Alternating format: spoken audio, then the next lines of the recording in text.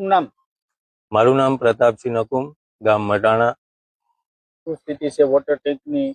રજૂઆતો પણ ગામ લોકોએ કરી હતી પાડી નાખવા માટે, પરંતુ આજ દિન સુધી નથી પાડ્યો. રજૂઆતો તો કરી છે 22-23 અંદાજે લગભગ 22-23 હું ગ્રામ પંચાયતનો સદસ્ય હતો, વોર્ડ નંબર 1 નો.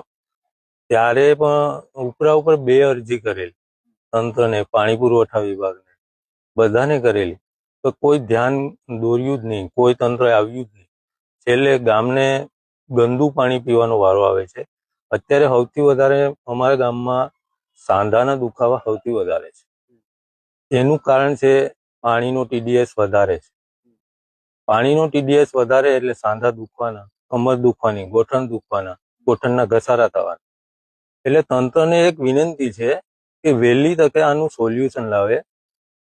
પછી અહીં બાળકો પણ રમતા હોય, ઘણી વખત બાળકો ક્રિકેટ રમતા હોય, તો ત્યારે જો ટાંકો પડ્યો તો બાળકો ઉપર તો આવવાનો 100%. બાજુમાં રહેણાંક વિસ્તાર છે, ત્યાં સુધી પહોંચવાનો. તો જ્યારે પડશે ને ત્યારે તંત્ર જાગશે. જ્યારે ઝૂલતા પુલ તૂટ્યા મોરબીના, પછી ઘણા એવા અગ્નિકાંડ થયા, ત્યારે સરકાર સફાળી જાગે. પણ આમાં આગળી ઊંઘમાં છે કુંભકર્ણજી. વિનંતી એ છે કે વહેલી તકે આનું સોલ્યુશન લાવે, કે અમારે નર્મદાનું પાણી મળતું થાય અને પીવા લાયક મળે.